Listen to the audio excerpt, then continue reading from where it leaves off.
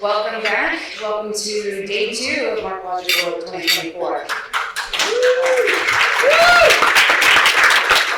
I hope everyone had good sessions yesterday, made great connections. More to come today. We've got some really engaging conversations. This morning we're focused in here on AI. So obviously there's a panel behind me that are geared up to go. But some housekeeping before we go. If you still need your parking validated, you see the reception in the front and get that done.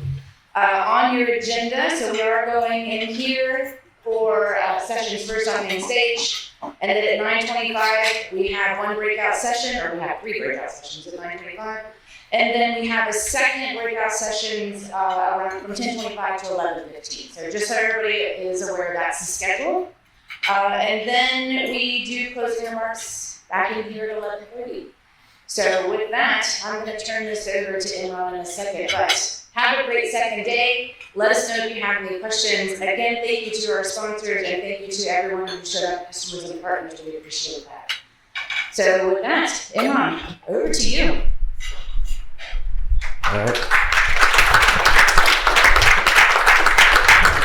All right, so I'm going to move this over just a little bit, and if you guys can bear with me for a second, I'm going to try something, and we'll see if it works. And if not, I have my good old handy-dandy backup plan here.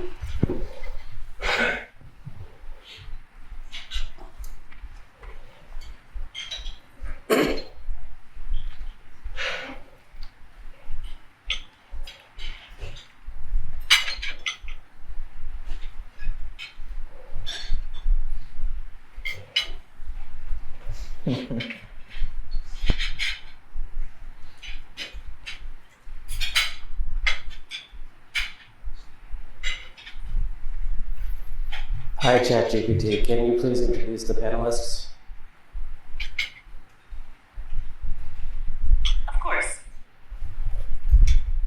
Here's a brief introduction for the panelists.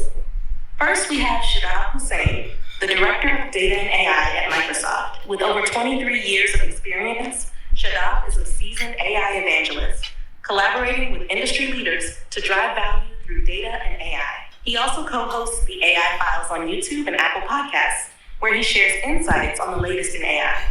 Next is Jansen, lead data scientist at DuPont. Zach specializes in NLP and generative AI, leading AI teams to deliver innovative solutions across various domains at DuPont. He holds a PhD in material science and engineering from MIT, with a strong focus on applying AI to novel material synthesis. Then we have Lehavi, General Manager of Predictive Analytics at Moody's. Ari oversees the use of Moody's data assets to forecast and assess risks, with his team recently exploring generative AI's potential to uncover new market value. Ari has been with Moody's since 2001 and has held multiple leadership roles.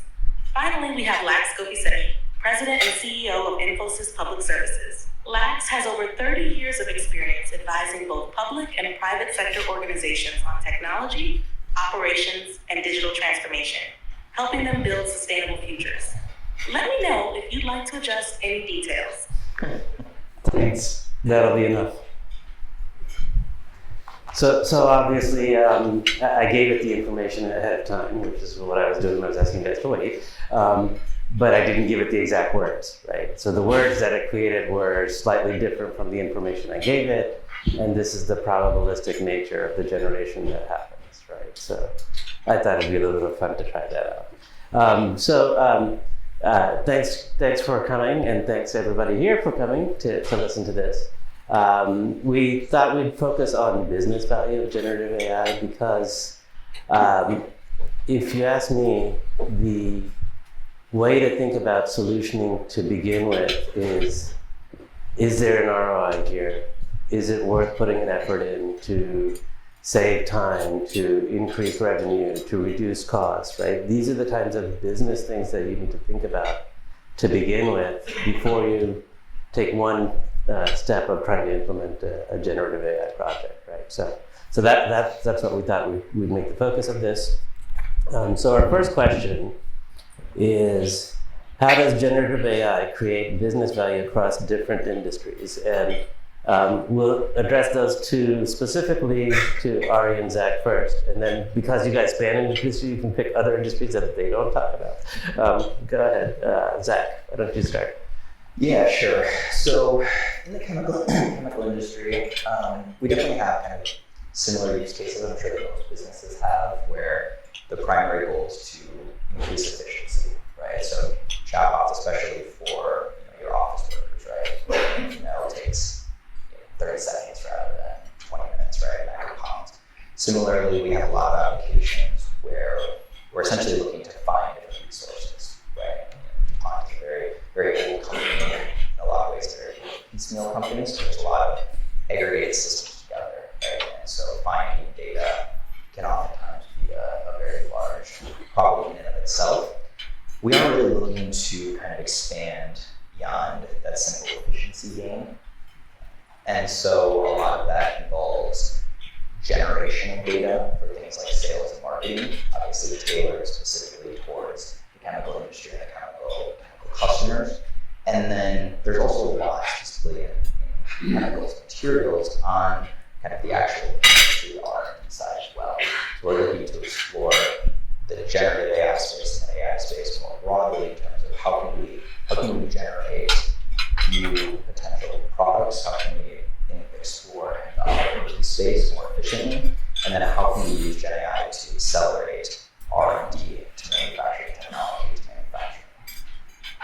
Great, thank you. And Ari, talk about business value in movies that you're thinking about. Yeah, so just so people are aware, Moody's is two companies. One is the rating agency, and the other company that I'm at is a risk analytics, risk data, risk software, serving primarily financial services. We've expanded into a much broader universe, and so you think about this when we think about business value. You can actually take a look at the solutions that we provide our clients and think about them through the lens of AI and what additional value we can create for people that are using our capabilities, but maybe they can use them in a different way that actually accelerates the time to decision and the efficiency associated with it. And then you can think of kind of the use of the technology to improve our own capabilities and ways of generating information that helps us do things better and deliver value to our customers. And I'd say in our case, we tackled both, but I'd say the focus on using these applications to reimagine the workflows that we're already involved in helping clients solve, but thinking about them now in an expanded fashion is probably the way that we're looking to generate a lot of business value, while at the same time now we're stepping back and re-examining some of the ways that we operate to allow ourselves to prototype quickly, get information to market, extract more insights, deliver more unique value for our clients. Lex, do you want to take a kind of the value in the public sector space that you're seeing?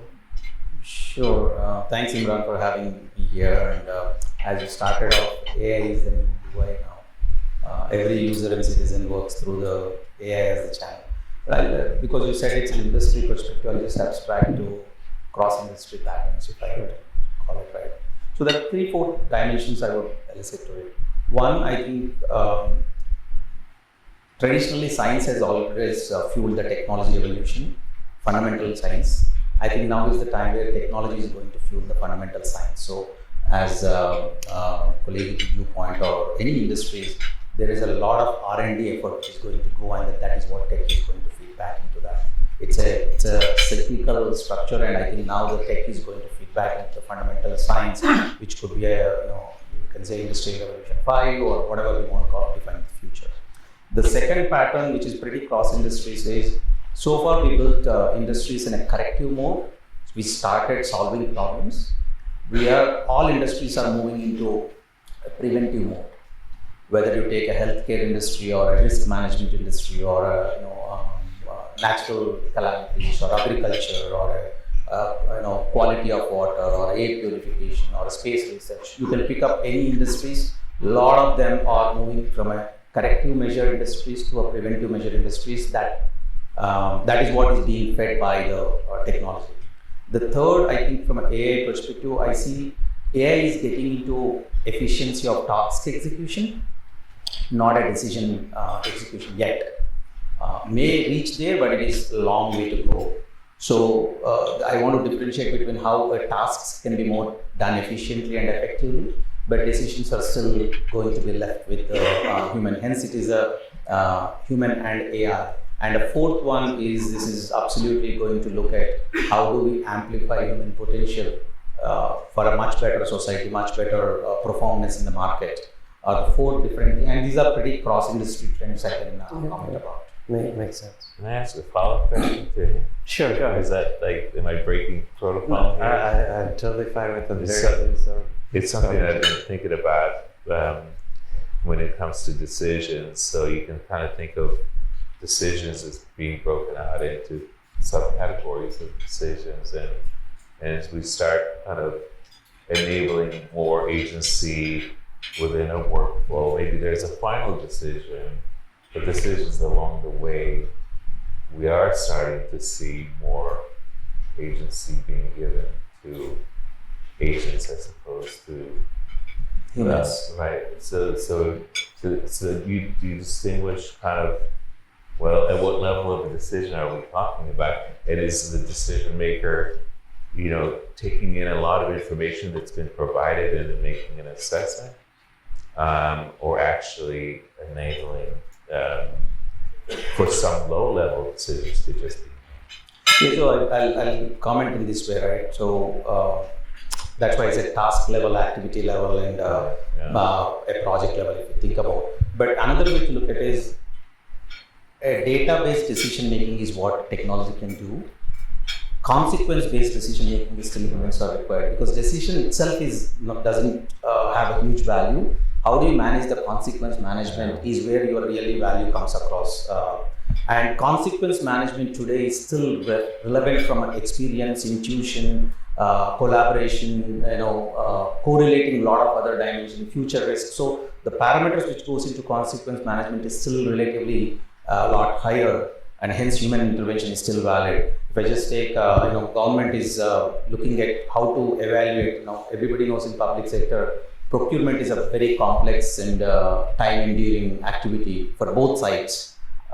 And if you apply a specific scoring card and push like 20 RFP responses into that, it probably can give you a stack ranking or a grading out of it.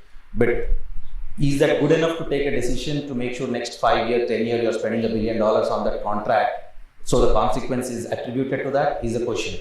If you take a Waymo, I know it's not launched in DC yet, but it's launched in Phoenix and San Francisco and all. It's a fully autonomous taxis. Who is taking the liability of that consequence while it is transporting a person from point A to point B? So I feel the task and activity is still profoundly done by tech, but the human intervention is still involved for a long management of consequence. I love that. And I can go a little bit deeper when we have time on this topic. It's kind of like where the buck stops there. That needs to be human. Yeah.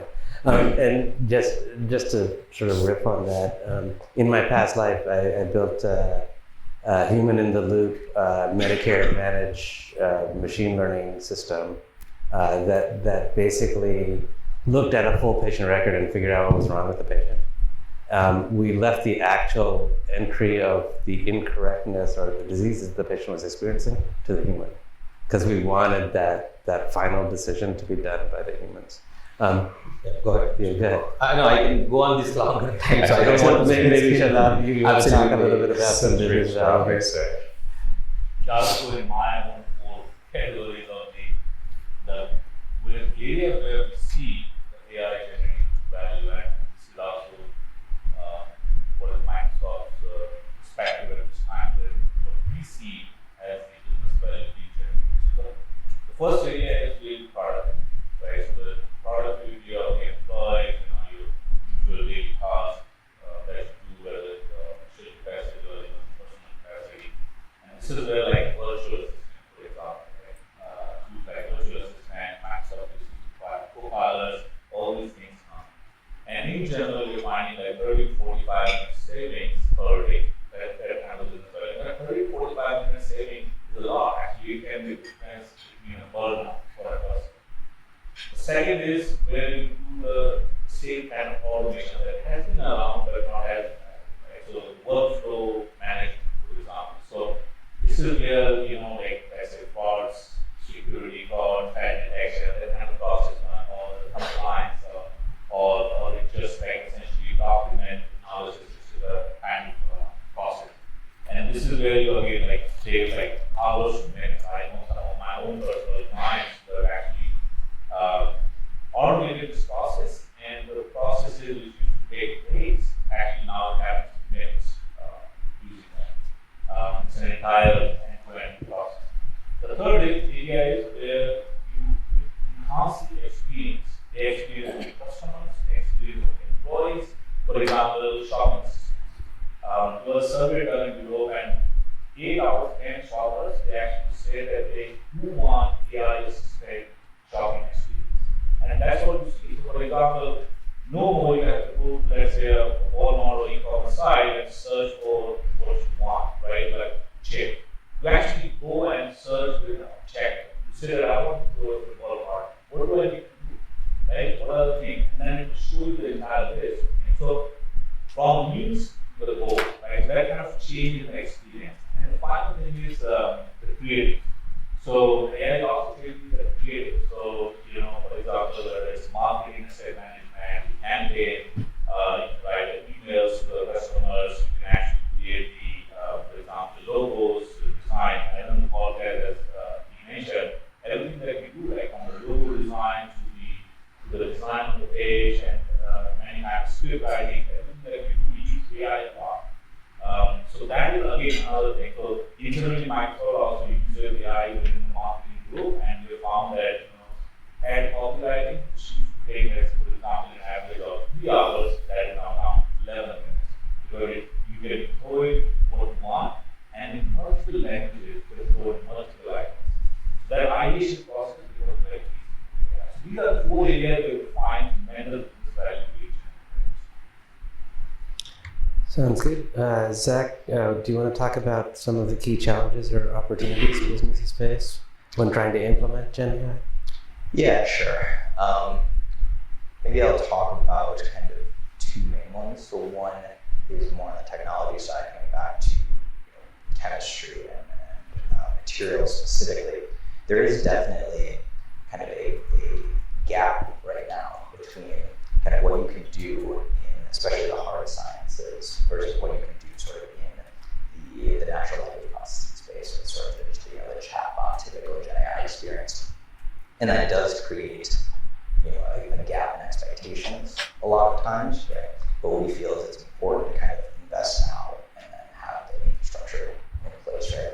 So there's always a risk there in terms of expectations being out of line, making sure that we can communicate exactly what the systems are capable of right now, and identifying exactly what the specific space is going to be, right? We can't come in and solve chemistry right at the moment with AI. The other one I'll talk about is a little bit more general, and I think it's more just kind of on the AI education front as a whole. And we see this a lot, both with kind of business stakeholders and end users, and also developers a little bit as well. I like to say, kind of, especially GenAI, like everyone knows enough to kind of be dangerous, right? But there's a lot of kind of false expectations that I think that have been created. And then we see this on both ends, both with kind of the AI enthusiast and the AI skeptic, where they both kind of have the wrong idea a lot of times about what AI is actually capable of, right? And that can lead to unrealistic expectations. And so it really comes down to a little bit more of that education issue originally for the stakeholders, right? Coming back, making sure that we understand exactly what business problem we're going to be tackling, right? That AI is not going to solve all of our issues, right? We have to have an actual tangible problem that we can solve. And then from there, making sure that education persists, right? Throughout the development process, and then also to the users as well, so that they're using it in a way that kind of optimizes the data as we intended. So that brings up an interesting point. I think what I've seen in organizations is when you try to change a process, you get a lot of resistance from people, right? So change management is kind of what you touched upon there. Does anybody on the panel want to talk a little bit about change management and the experiences they've had in trying to implement GenAI? I can, and if you had a chance to read Ben Thompson's article. I did. Okay. So what I'm going to say reflects kind of your, probably his wonderful piece on this idea of change management, and effectively what he's saying is that the capabilities that we are introducing now are really going to be optimized, maximized in terms of people using them, employees using them in the next generation, and that the kind of change management is almost dismissive of it in the sense that in his mind, the capabilities we're developing are by and large associated with replacing staff and not necessarily helping people get better at what they do. Whether you agree with it or not, he makes a pretty compelling argument, and we can probably explain it a bit. I think it's a very important kind of concept around how much effort companies should make in the change management effort, which certainly on our end we've made an enormous amount of effort, and how much impact that's going to have versus shifting the way that we're thinking about as how do we build capabilities that can actually generate significantly more efficient by replacing staff. I know it's not a pleasant thing to talk about, but the argument that he makes is that it's almost inevitable that that's the right way to think about it. I don't know, Imran, if you had a different interpretation of his view, but that was my interpretation. Pretty dark. So in terms of where the future is going, I think for me, this is the most murky I've seen in the last 30 years of my career, right? So I'm having a hard time predicting what's going to happen in the next 3 to 5 years. Yeah. I slice it a bit differently, Imran. Go for it, Lance. So the points are absolutely valid, but I'll slice it this way, right? The adoption of AI or tech I'll slice the industries into 3 broad categories. There is a consumer and citizen industry. There is the enterprise industry. There is a public industry, public enterprise. Those are 3 things, and 3 of them works in a little different cycle models. Consumer industry and the citizen industry has fast adoption of technology because they see a possibility rather than fear. Whether you talk about shopping experience, which we spoke about, or transportation experience, or medical buying experience, all of those things, consumers are much faster adoption of technology in the last 20-30 years. I personally believe the public sector is going to obligatorily adapt much faster because they have an obligation to accountability to leverage the money in the right way and spend the money in the right way, and they are the governing body for any country to adopt the let's say we run a campaign called AI for public good. So they adapt faster, so the change management is a little better. Enterprises which are more profit oriented, and for them tech is a cost saving element rather than creating new hope based on how they use it, right? And that's where the challenge for them is. If they, instead of creating insecurity through the change management, if we start creating a new possibility, I find change management to be a lot more prominent. But how many enterprises, and I'm speaking to even my enterprise or others as well, is it's not that easy because their objectives are profitability and efficiency and shareholder value rather than a stakeholder value. Compared to a consumer and public enterprise, their objectives are differently defined. I think this tech is going to normalize a lot more of that. And if you can start creating new possibility, then in insecurity, adoption will become a lot more. It's a really just good wanted to point. slice differently. I really like that framing. That framing. I think that's a very good takeaway. May not make everyone feel great, but I like it. Shadab, you want to talk a little bit about some of the challenges you've seen companies So when they're implementing? I'll put it this way, right? So there's before and there's after. Before you actually want the AI project, what are the expectations, what are the challenges that companies find? There was a survey done actually, there was a study done by IDC. The 4 areas of concern that come. Number one and the biggest one is the catch. So a lot of companies don't feel confident that they have the right talent and the skills to actually execute the project. And I'll tell you what it is true. I see that working with several customers that many times you know model you will use or the time you will use, and a lot of customers and in fact our partners also lack that skill. And projects fail only because of that. It's about 50% of the participants say that is the main challenge. The other challenges are of course cost, so about a quarter of the participants, 100%. Say the cost and challenge is prohibitive. The third was the fear of the loss of the data or the IP. That also prevent a lot of organizations still trying, or they are still holding. Some customers they are still after 2 years, the legal is still sitting on the decision whether to use or not. The fourth one is generally the lack of the AI governance. That generally prevents organizations even trying things or executing things. But talking about the adoption, right, and this is what I see, right, of the study, the problem that we see in the organizations is that, again, I think we were finding that 60% of the people in the organization, they are concerned that there is lack of AI inclusion in the organization. And that's why they're concerned about it, they're not sure whether they have a direction, where we are going, and forget about if you don't even have a vision, there is not going to be any adoption. So that is where the challenge comes. There is still, of course, there is a genuine fear, insecurities that also need to be addressed.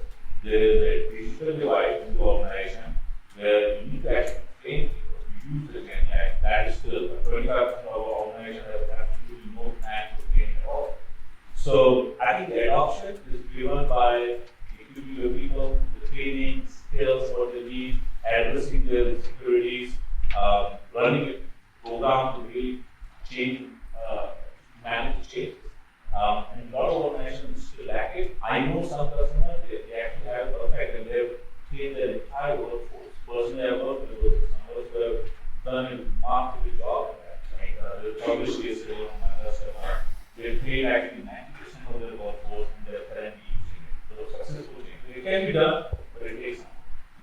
Yeah, I think training is a big part of it. What's really interesting is I got access to a new AI tool, and it was like, okay, Rod, go use it. I'm like, oh boy, what do I do? What is it capable of? What are the boundary conditions? Where does it work? Where does it not work? Right. So all these things went through my mind. I've sort of been dabbling in it, and I think what you just said inspired me to go, okay, I'm just going to take time out of my schedule and actually take a training course and say how to get the most benefit out of this AI type of tool. I'm like, okay. So I'm actually going to do that. I'm going to block out some time next week and make that happen for myself. And just say that there's this concept of using in there's some benefits of using it. You get more efficient coding, of course, and you know, you can edit your emails faster and whatnot. I mean, I don't want to diminish it. There's other use cases of using it.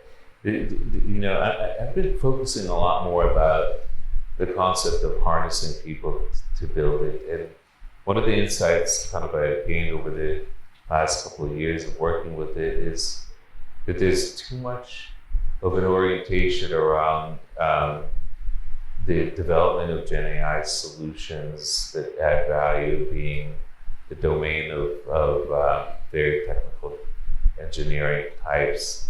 I built a whole operation around, you know, this multi-agent system that solves very sort of complicated interactions to understand the kind of the financial profile, the risk profile of the company. And the vast majority of the people involved were business people with no significant AI or any, and even engineering. It was business people with, you know, they had some quantitative orientation, data science or whatever, but, you know, limited Python coding.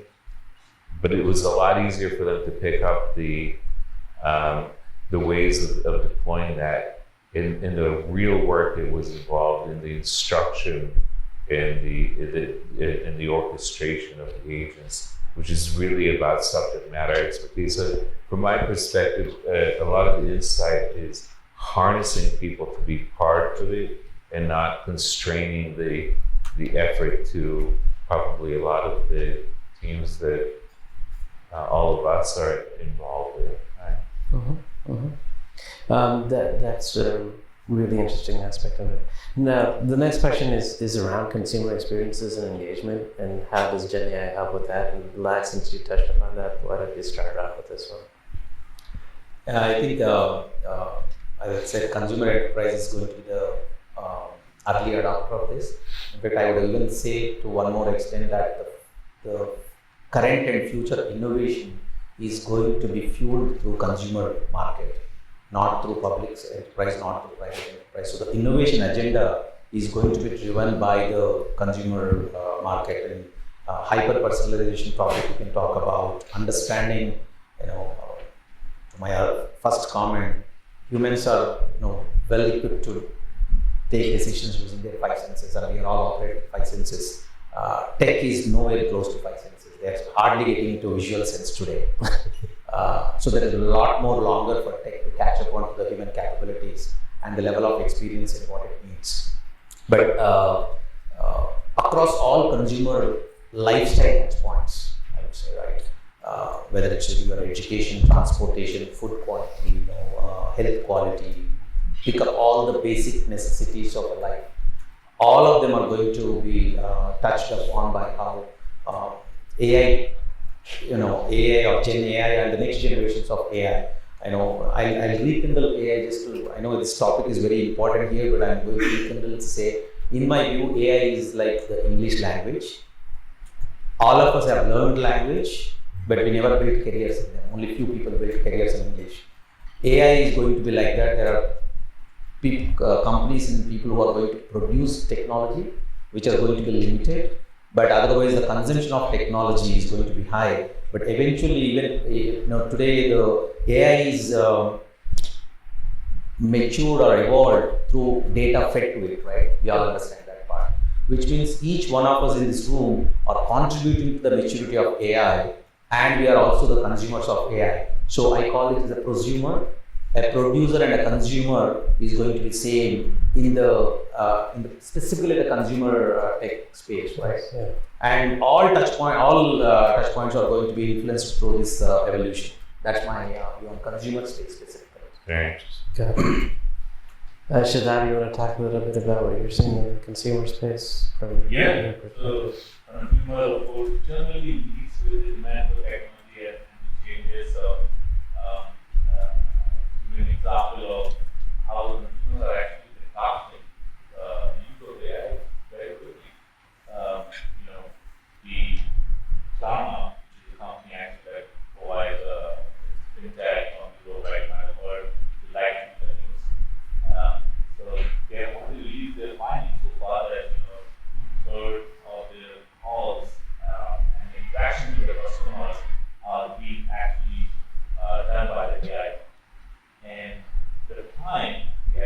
time it took them 11 minutes to run the errand for the customers and getting the query solved was about 11 minutes, and that's down to 2 minutes. High personalization they have done, the customer can actually comment because all the interactions with the chatbot. That is the kind of problem. There is about 25% less repeat queries. So the customer's experience is changing across. I mean, you guys open, I wrote about that, that there was a lot of the use of AI now. You don't have line judges, and AI is making the calls, calling the shots, and it has reduced a lot of friction that used to happen between players and line judges. It has reduced the amount of time it would be spent challenges. So it is an experience that improves for everyone, right? And I think the most important thing is that, however, imagine this way, that why this chatbot, why this shopping assistant, why this virtual assistant? You can actually have it on your side. So imagine that if I have to process some returns, why do I need to interact with the chatbot? I can have my own personal chatbot that will interact with the company chatbot and do the interaction and do the thing for me. So this is where I think they're ahead.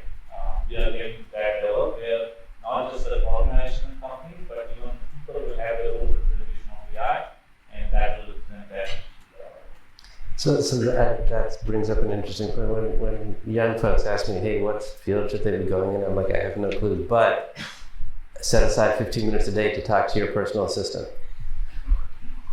Right? And get to know them more, exactly. Zach, on the consumer experience side, how about your internal consumers? How are they experiencing things, and what are you seeing?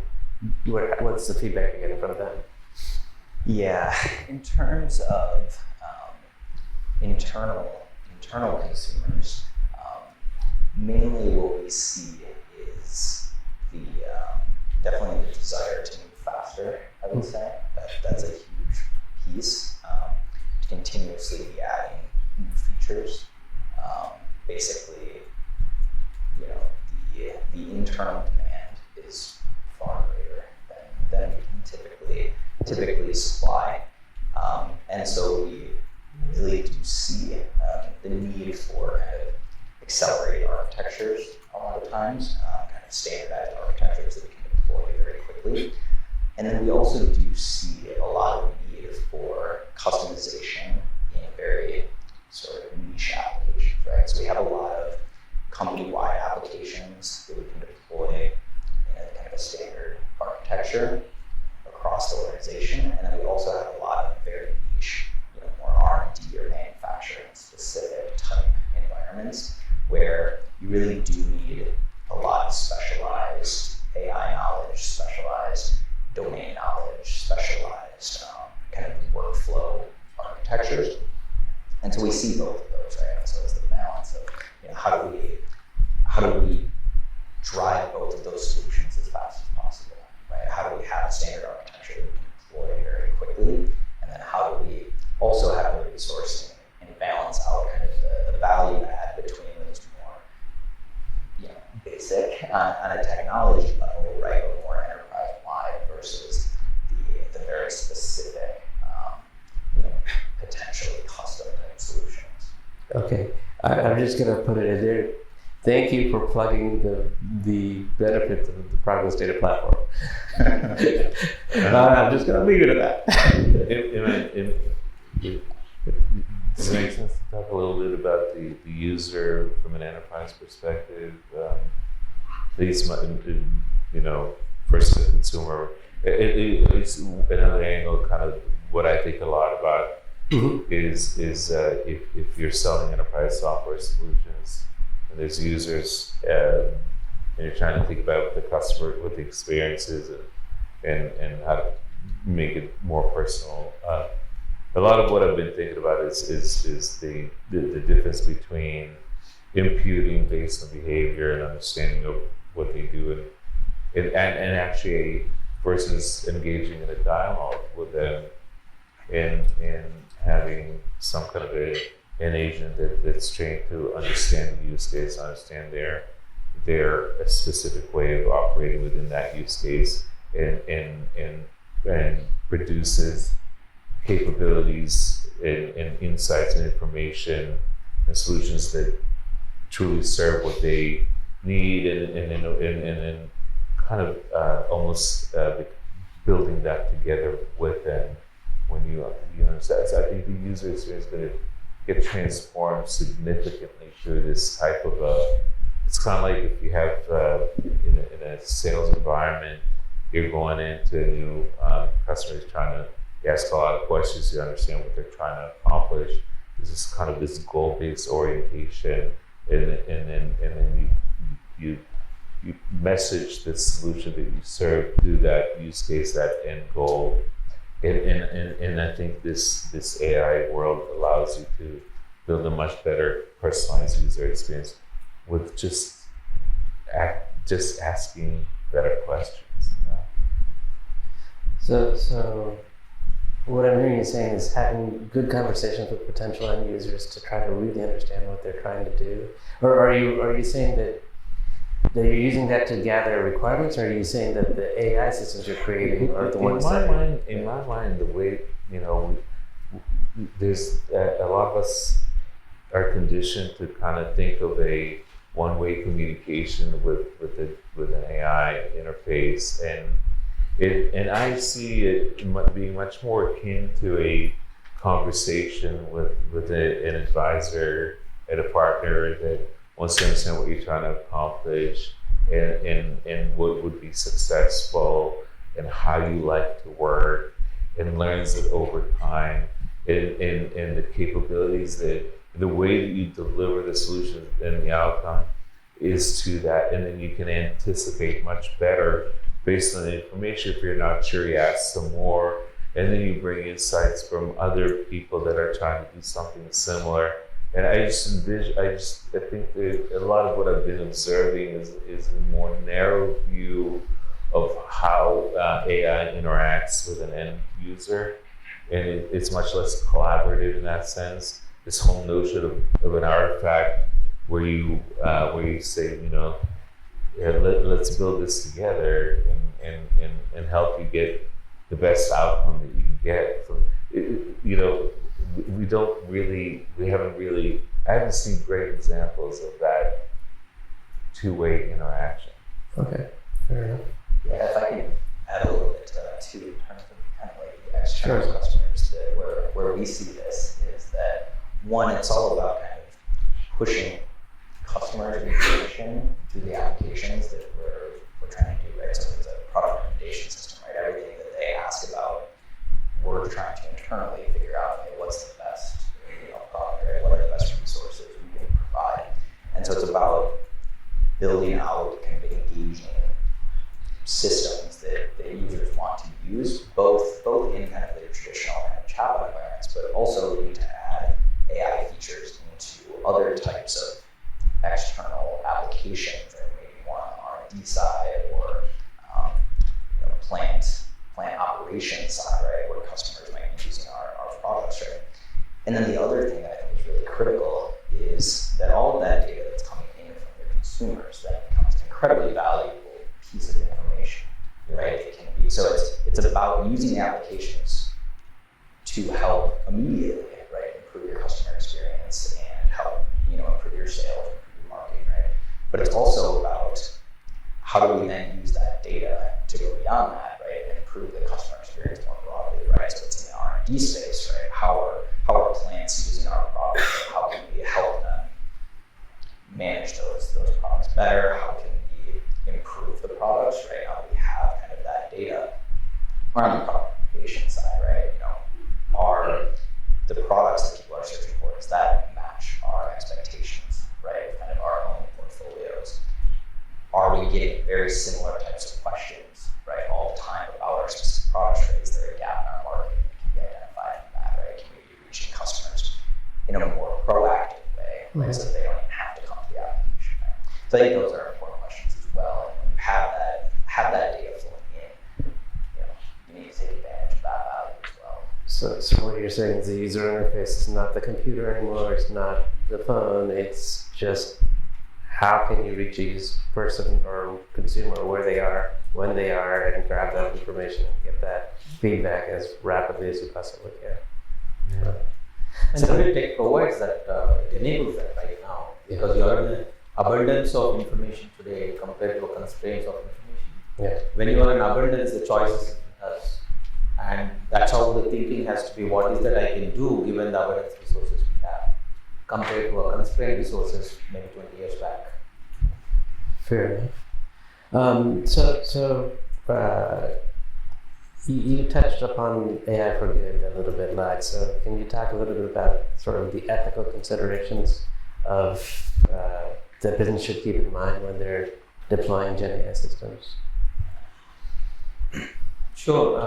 If I look at the eras of mainframes to open systems to internet to mobility to cloud to AI, each generation of tech evolution has brought in two things.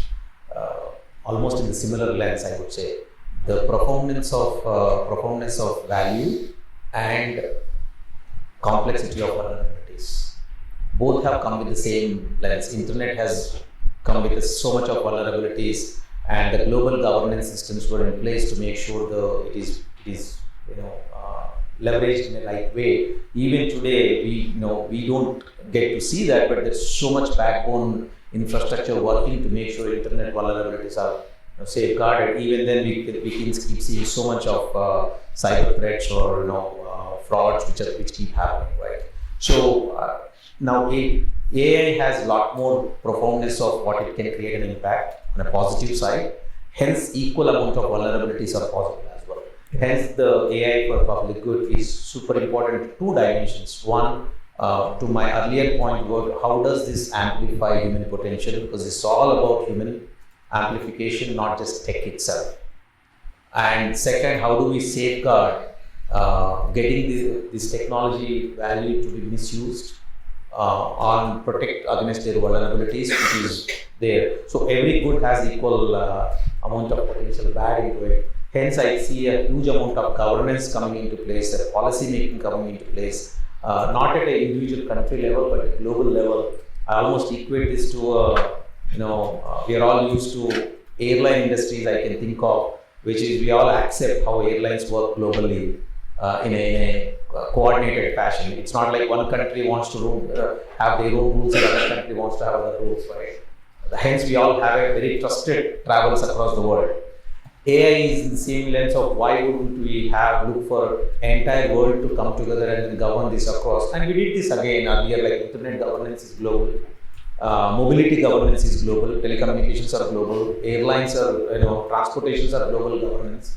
AI is also in that same mode, but with a lot more complications and a lot more vulnerabilities to be protected. So when I say ethical elements is, as all of our organizations go through when you join onboarding or HR keeps saying about what are your ethical and how do you navigate gray areas in policies and different elements of our day-to-day life. So this is not something somebody else has to resolve for it. I see it is about each one of us are contributors into it, and how we are going to use data, how are we going to use privacy, how are we going to use this to protect it along. Is becomes as much as government and enterprise leadership ownership, but it becomes an each one of us to be really navigating the days, might call it, right? So hence there is an ethical AI concept of it, or a responsible AI concept of it, or AI for good, the way I think about it. Almost if I have to say, in last 100 odd years, the amount of police or security people the world has invested into in the physical world. Now probably you have to invest so many people in protecting the vulnerabilities, and hence probably there's so many careers on cyber security side rather than the tech production side now. So that's how I would call it. Yeah. So I was at an AI4 conference a couple months ago, and the conference right before it was the Black Hat conference or the White Hat conference. I think it's the Black Hat. And a couple gentlemen float over and they're like, the attack surface is insane here, right? We don't know how to truly protect systems. Today we are still talking about only the information technology, right? And we are all familiar with what is happening on the OT side, operations technology with the sensor network coming in. So millions and billions of sensors are going to produce data, and they're all vulnerable to it. One of the I was talking to one of the cyber securities, more confidential, but I'll simplify this across. There was a casino which got hacked. The entry point to the hackers was through water level monitoring sensor on a fish tank. I mean, just think about the possibilities of how many opportunities or vulnerabilities are there to do something bad, and all of them are producing data today, right?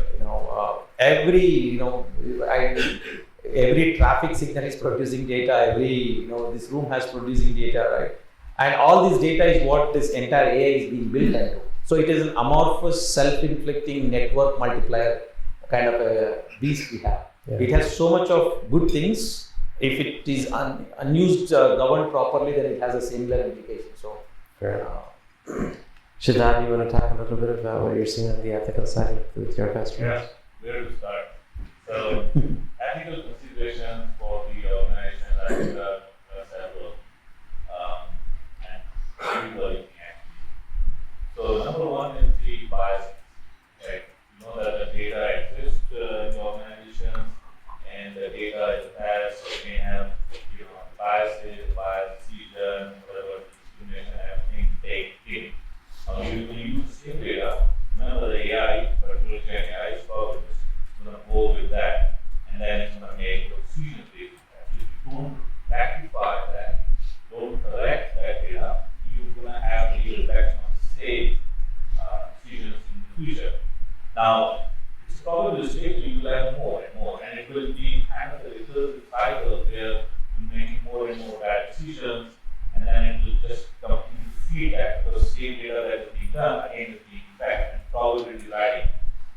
There is a term called model collapse in the AI. See that the AI, which is generating the data, it is also being used again to feed and train, and eventually it becomes collapse because it's just consuming its own data rather than the real one. And I would say extend it to say moral collapse, right? Because if you have the biased data, that's what's going to happen, right? It will also be that moral collapse.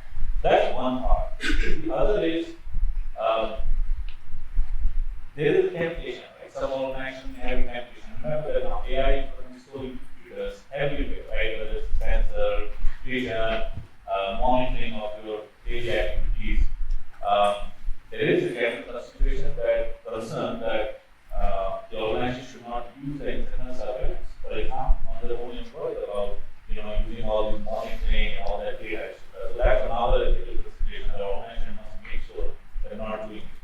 I think just yesterday, Lina Khan, the activity chair, she actually also raised some concerns about this, that some organizations may use unfair advantage of the data, like using the demographic data, the credit history data, even surveillance data, to actually have an unfair advantage, not just dynamic pricing, but creating a price discrimination, right, based on the need. In fact, she gave an intriguing example that if somebody is flying in an emergency to attend a funeral, and the airline actually change the price for them, right? It's not an intriguing example, but she obviously has much visibility into what's happening. In fact, they have actually raised, so it's not just in the air, they have raised the inquiries to organizations who are actually potentially using this kind of data to get an unfair advantage and kind of creating a unfair advantage for them to actually control the prices.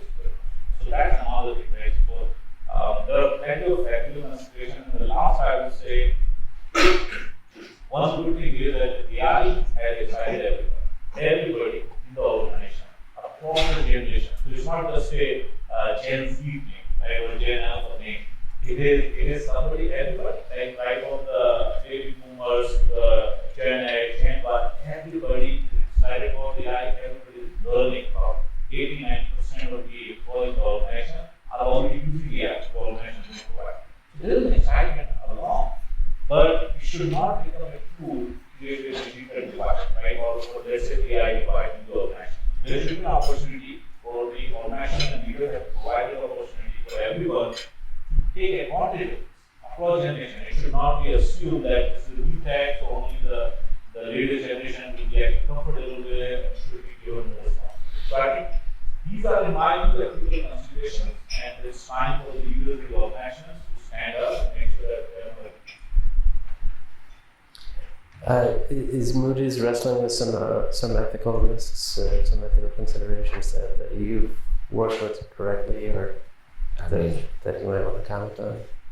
Geez, how do I top? I mean, that was a pretty comprehensive assessment. We think about a lot of the same themes. I think I would just say that since we're a global organization, there's an element of understanding the sensitivities across different markets around the world, and being tuned to biases that would be more problematic in those areas. I think there's an element of thinking about recommendations that might, not recommendations, but outputs from the model that are associated with workflows that have an impact consequences on loans and individuals, and there's, obviously there's a lot of regulatory scrutiny around that, but we also are very careful to manage that. And to me, it's just, there's a lot of governance, which I know is one of the topics, and there's a lot of it's just awareness, sensitivity, and transparency around. And to me, one of the most important things across all those dimensions of ethics is being very, very transparent about in testing, getting a reaction, and adapting. And I think in that sense, you can avoid a lot of trouble related to that area. But we have a whole governance effort. We run all sorts of assessments and a whole bunch of criteria around what's acceptable, what's not acceptable, what might be sensitive for people, for markets, for governments, might not be. And we put every product we develop through a very rigorous internal review that we subsequently make available, and so again, the transparency, and then it's very important. Understood. So switching topics a little bit, Zach, can you share some examples of successful implementations and sort of the significant business impact that they've had? Yeah, sure. I can talk about a couple different applications that we have. Probably the one that has had the most business impact is on kind of the sales and marketing side, so, directly impacting the revenue we potentially generate, and that's in using AI and GenAI to actually generate potential leads for our products. That's been a really big boon to kind of our sales teams. Really complicated, and sort of how do we identify those leads? How do we then kind of filter them down, right? Obviously there are millions of companies out there that potentially want our product, right? We need to be able to prioritize those in a way, and then providing different tools to our sales and marketing teams so they can kind of personally go out and hunt for specific leads, personalized messages for these different companies. So that's probably the most impactful from kind of a direct business perspective. We have a lot of other ones that are more on the efficiency of the R&D space. We see IP as a really big IP, specifically patents as a really big space. Basically everywhere, every R&D team within DuPont, right, spends significant time kind of processing IP, and that's just part of their R&D process. And so we really see a lot of opportunities there. A lot of the R&D people, the people who are touching this IP space, they're very skilled, very intelligent, right? And this IP is, in a lot of sense, it's a very time sink for them, right? And their time would be much better spent elsewhere. we do see it too as not just efficiency within IP, but also comprehensiveness within IP. And so one of the ways that we're thinking about it is, within kind of the IP, the abstract space, right? You want to be able to tell where spaces exist to potentially innovate within, and then thinking about it from both kind of a defensive standpoint and an aggressive legal standpoint. You want to be able to tell which areas are safe to move into, and to understand where potential competitors are encroaching upon your own space, right, from a defensive perspective. And so those are a couple examples of some applications that we see that have had some really big business impact and potential value, both in kind of direct value creation and more on the efficiency side as well. Max, do you want to talk about any examples that you have? Yeah, so what Zach said, I think both of them we have done it internally from a sales propensity perspective. But two other things, which one is internal, one I will talk about external as well. We as Infosys, we are about 350,000 employees. It's a large, fragmented, distributed organization. Employee aspiration management has been a tough element of it. On how you navigate the personal development framework for each of the employee and aspiration management. And HR has actually done AI implementation to make sure not just tracking, collecting of those things, but tracking, because each of those aspiration fulfillment has a time duration and multiple variables coming into the picture. So now the AI-led element is going to give beyond the dashboarding, but it actually creates an intervention and a very hyper-personalized intervention to nurture that through. So that was, I felt, is a very good intervention in an HR and employee dimension to it.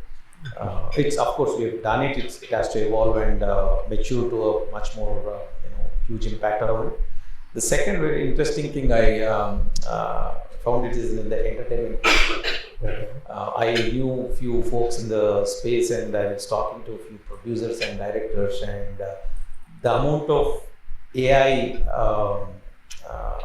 curiosity they have and adoption they have, and I think that is the industry which is going to leapfrog in adoption into so much. So they are looking at entire value chain of content creation to content production to content story writing to the script writing to the production house. I'm almost thinking that soon enough each of the production cost could be so low, where anybody who wants to produce something you can probably produce, given the technologies limit so much.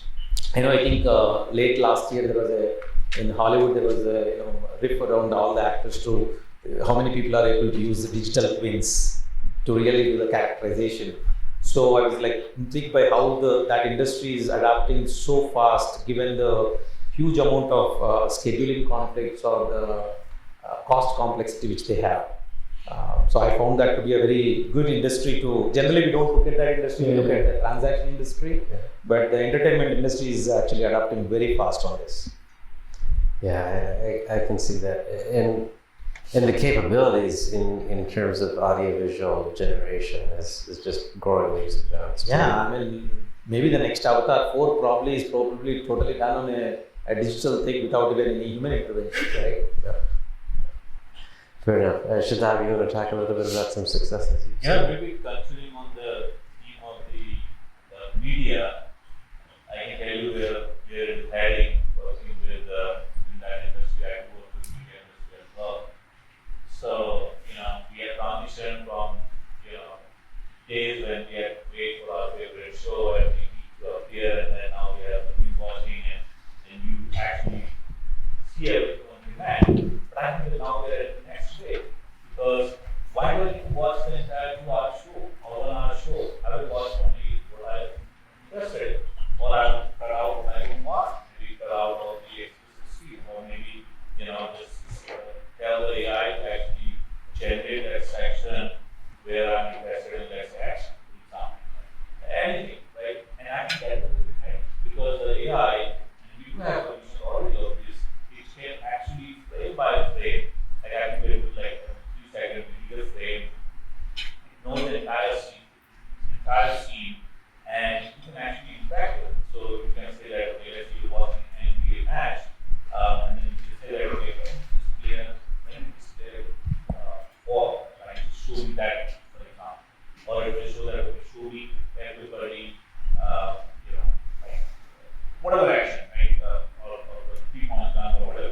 So you can actually interact with the media, right? So it is now at that level we are heading. The other thing is that in terms of the consumer experience, we see that, for example, I talked about changes and in terms of the business value. Recently, Walmart, they had their own earnings call, like just about 2 weeks ago, and the president, CEO, Doug, actually talked about how GenAI is actually making this difference. I think using that segment, where he talks about how the AI is making that difference and say that we are curating right now 850 million pieces of data in our catalog. And if we had to do that using our current mechanism of feed, we would need 100x more inputs. So it was impossible in other words. So it is that kind of impact that AI is actually making. And let me just put things a little bit more on the scale, right? So that we understand what impact really are we seeing. And this is again coming out of this study done by IC on the business value of AI. We are seeing $3.5 ROI on every dollar that the company is spending on the AI. Okay? That's a huge. If I put my money, I would rather put the AI than the stock because it will give you much more return. And the returns are pretty good. It's not that it takes years. The returns are actually happening within a year. You know, 42% of those implementations, the organizations that are doing, they see the return within 6 months. And it's no big. That AI is actually returning you that fast and that hard. So it's one of the most lucrative returns. So no wonder the organization will continue to see those. They will continue to push those AI. My only advice would be that AI is for everyone. It impacts everyone, it helps everyone, you know, and everybody into it. You don't need to be a programmer. I just did a demo a few days ago on AI marketing. And I found the product innovation and design to the web brand site creation or to the creative ad writing or to creating a campaign, etc. And entire process, even using the pricing analysis, suggest what price should I use based on the competitive pricing. I get the entire thing using zero code. Okay, it was all English. No wonder it is our programming language, right? So, and everything was done within just about 30 minutes time. And I did that demo. So this is the kind of impact that we need. I think AI is for everyone, and I see that, you know, there's no stop.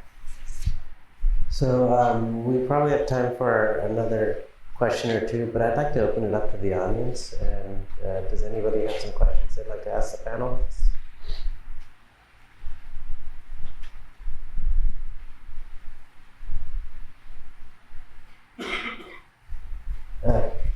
Do you want to take the microphone? There is one. So we've been a lot of today and yesterday around people as the end user of AI, whether it be the internal staff, clients, or the general public. But could you speak a little bit about other technology solutions as the end user of those AI systems? For example, we're looking at doing automated data QA/QC using GenAI to avoid the staff. Ari, since you've built some agents, that seems to be sort of in a good space. Yeah, sorry, I forgot I had this thing. Yeah, I mean, I think the field's evolving into, you know, more AI agents interacting, you know, completing a certain set of tasks and passing it to another agent and completing a broader objective. And I think that interface is here and it's coming together, and I think we're going to see a lot more of that. And I still really like the idea of around the consequence and kind of the you know, at some point I kind of see initially some low-level connections, activities interacting, and then more and more added to it, and it'll kind of evolve with our comfort level with the results and the rigor and the accuracy and the audit trail and everything else. I think there was another point that was raised on the panel where there's a concept of cross-company AI agent interaction, and so you're interfacing with other agents. We're in various discussions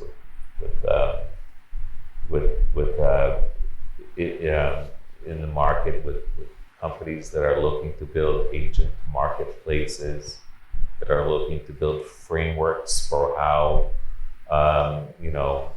how the API JSON interface will be standardized to enable the kind of some common ontologies for that, so that you might see a kind of a scenario where you have some closed systems.